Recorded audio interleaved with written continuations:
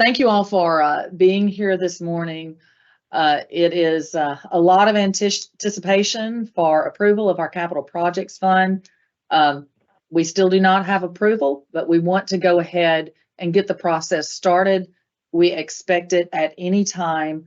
My last conversation with Treasury before Christmas, in-person conversation, they said within the first quarter. So we are taking them at their word, and we are going to go ahead and get the process started and do a few things ahead of time until we wait for that official approval. So we welcome you all here to this meeting today as we get this process started for our capital projects fund, and as we work toward expanding connectivity for everyone in Mississippi, because we all know right on the heels of this CPF, we will have our BEAD funding coming up, and we have a lot of work to do around the state. You all are the ones who are going to do it, and we appreciate what we all have in front of us. Next slide. We're going to give you a overview of the Capital Projects Fund, kind of from where we stand, and then give you an application process overview today. All of these slides are going to be available to you after this call. We would ask, just for the sake of everyone's time, if you have questions, if you would put those in the chat, and we will answer all of those questions afterwards, so everyone will have access to it, and gives us time to maybe do a little research on something if there's a detail that you're concerned about.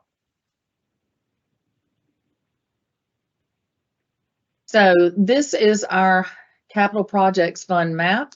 We'll be going over that with you in more detail, but this is kind of where we are in the state of Mississippi, and we are looking forward to what this program is going to mean for the state.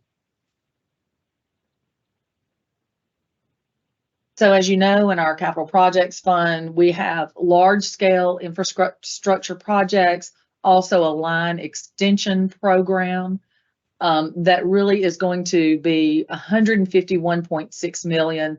Mississippi has $162 million. We're allowed to use 5% of that. Pardon me, 5% of that for administrative funds. So we've held that out of the total. Also, we have $3 million that we've set aside for public Wi-Fi projects. So this 151.6 is the dollar amount for our large-scale infrastructure projects.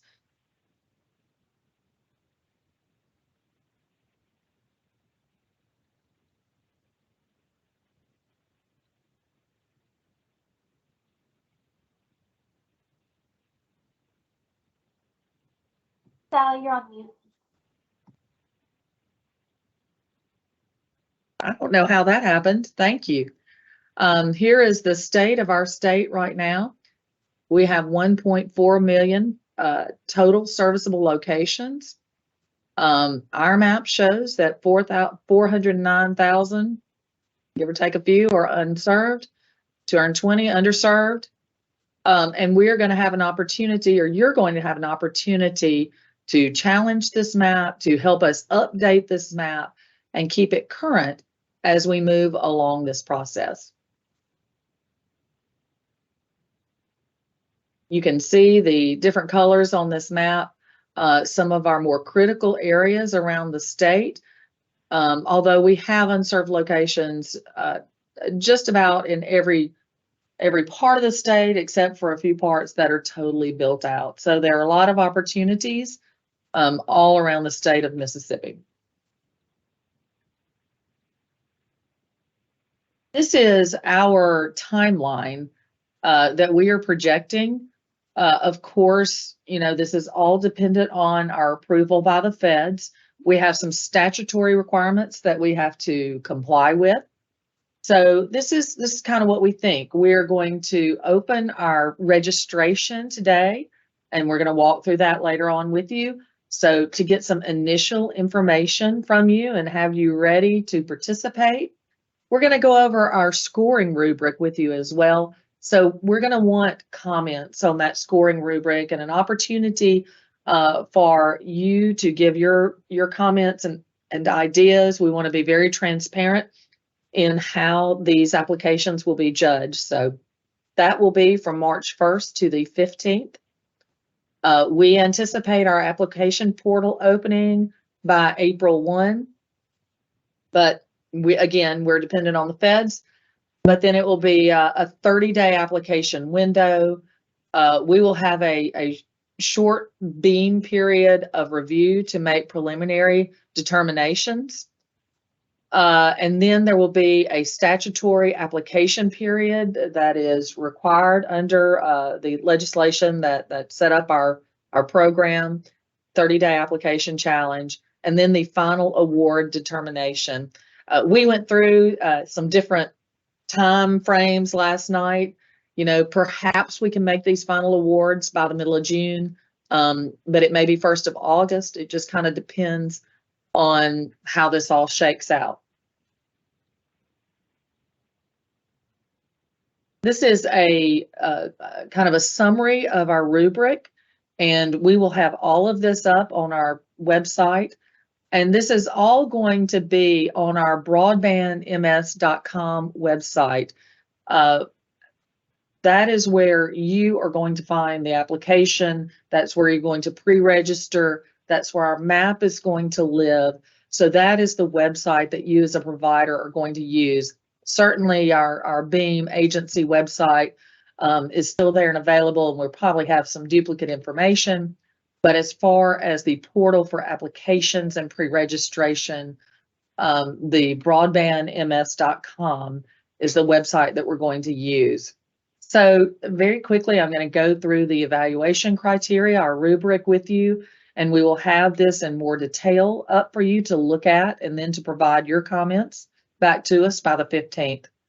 It would ask that you send those comments to comments@beam.ms.gov. Comments@beam.ms.gov. Will somebody put that in the chat, please, for me? So we have 5 points just for your description of your project, 20 points for your schedule. This is going to be so important. I went to the Broadband Leaders Network Conference in DC just a couple of weeks ago, and the director of the CPF program was adamant that these projects would be finished by the end of the calendar year 2026. Multiple times he said that is all the statutory authority we have is through 2026. So our timelines are going to be very important. Next, 0 to 25, evidence of community support. You know, we certainly want letters from city, county leadership, local people, anything that you can give us demonstrating community support, because we all know what is so important. Once you get this built, we've got to have community support. We've got to have the take rate. I don't have to tell this to you, but we've got to have our communities involved. We will be meeting with communities. We hope you will as well. If you host a community meeting to talk about it, that would be great to include in your description of community support. Whatever you want to provide, we would certainly take into consideration. Next is technology, the type of technology that you will be using. You know, the guidance from Treasury requires that it must meet or exceed 100 download and 20 upload and scalable to 100 upload. So those are not our requirements. Those are Treasury requirements, and we'll be looking at those closely. There are some exceptions if either cost or topography, geography is a barrier. And so if you do not fall within these numbers, you're going to need to provide a very detailed explanation of why. Regulatory compliance is 30 points. We have learned, our office is administering another federal grant right now. We're administering the broadband infrastructure program. It's the $32 million grant. And this regulatory compliance is it's a hurdle, and it's required under these federal grants. So, you're going to have to get historical approval. You're going to have to get NEPA approval. And so we'll have some more detailed information about that in our regulatory compliance section of the rubric. Project impact, 20 points, the impact of the project on advancing economic development within the proposed project area. The program, 15 points for the Affordable Connectivity Program. You have to comply with the Affordable Connectivity Program. We would like to know if you're already participating in that program, any information that you have about that program that you could give to us. Down at the bottom, readiness, 0 to 10 points. Anything where you can document the necessary rights of way and easements that you already have, that would make this project move smoother and easier. We're going to have some points for that. I'm saving till the end the big number, which is 175 points. We call this our objective scoring. Unfortunately, I do not have a slide that breaks all that down. It will be available later in the day. But this is going to take into consideration your upload speeds, your download speeds, and your matching funds and the percentage that can be provided. Our goal with this program is to reach the most households possible. We know there are a lot of difficult areas in the state, and we have our viewpoint from this office is, we have BEAD funding that's going to be available for some of those more difficult areas that it's going to take maybe some more time. It's going to take more money. They're going to be more costly. So we're going to look at this objective scoring. We've got the numbers all categorized, and we will have that out to you shortly. We already have it. I'm going to confess, we realized we didn't have that slide ready for you right before this meeting, but we'll have it for you within the next couple of hours. Next slide, please. So you see our tentative timeline here. March 1, pre-registration. You can register today. March 15th, we want your comments on our rubric. And again, all of our rubric information is going to be available shortly today, probably right after lunch. We are going to have an opportunity for you to challenge our map. So even if you are not going to apply for CPF funding, we would, if you are a provider, we want you to register and participate in our map challenge so we can make sure that our map is correct, so we can make sure that we don't get down the road and award money to somewhere that already has plans for build out.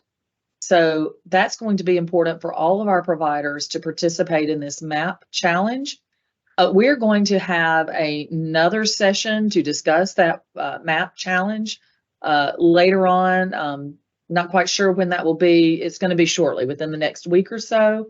I doubt we'll do a live call. We will probably do that on a webinar, so it will be available to you at any time. So we will let you know when that will be to explain that map challenge, but we want everyone to participate in that. So we would like for, even if you're not, again, applying for CPF funding, if you would register through our portal, register, and then you can participate in the map challenge. Again, we hope applications will open in April. We're going to take 30 days to keep that application window open. We will be processing them the entire time. And then we are going to announce our preliminary determinations. Then our statute requires a 30-day challenge process. We will be working through that the entire time. And then we will also publish our final awards. This is going to take us all the way through July. I do believe right at the beginning of September, our BEAD 5-year plan is due as well. So we're going to have a busy summer. of working on expansion of broadband here at the Beam office. Next slide. We talked about this map challenge. It's coming soon, coming very soon, and we will do some sort of webinar call about the map challenge.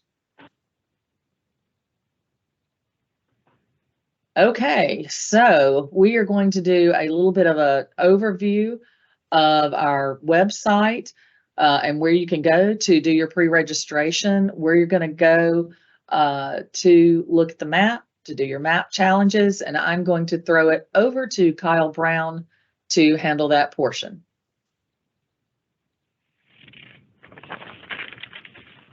Thanks, Sally. Hang on one second and I will share my screen. So actually, everybody, welcome to the new broadbandms.com that we have now been able to launch the new website, which will now features this apply for grants feature. And when you click on it, you get to a new landing page, which was in the slide deck, which is broadbandms.com/apply-for-grants/CPF. And you will see our tentative timeline at the top, our introduction from Governor Reeves. You will also see over here some helpful resources, including the full breakdown of our CPF scoring rubric. One of the most important things is also register to apply. You will get this landing page. And what this is this is going to allow you to end up applying for grants. This is going to allow you to also upload your map challenges. So you will just simply want to come in here.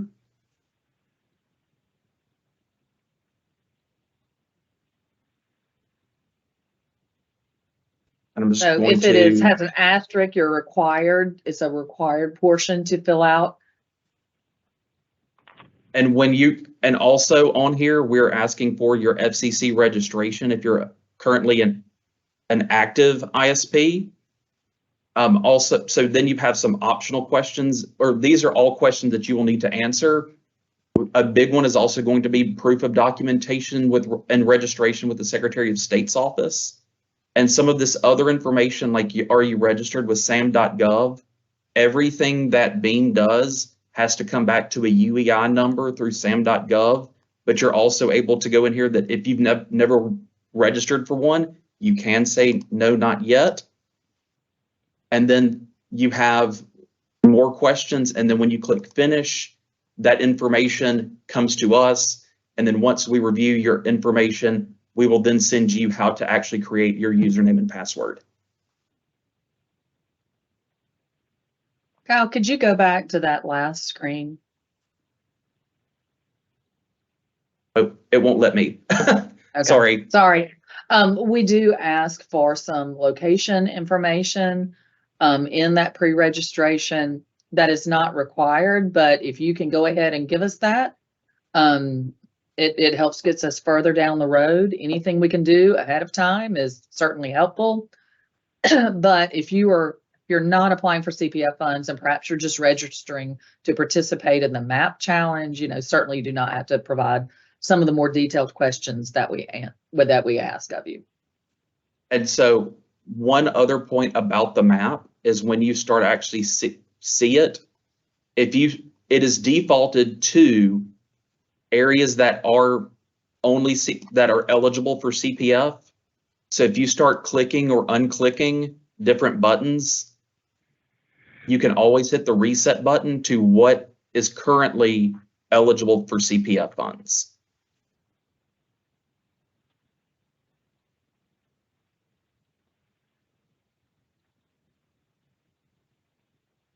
Sally, anything else you would like to highlight off of this? No, I think this is good. So, we know that this map may have a few changes on it, and that's why we have this map challenge, so we can correct any of these issues. But we've worked pretty hard on this map, and we think it's going to be really an invaluable tool as we move forward through CPF and through BEAD as we work through all these different programs. That is it. we know, I see that we have a couple of questions in the chat. We're going to answer them and make those answers available on our website.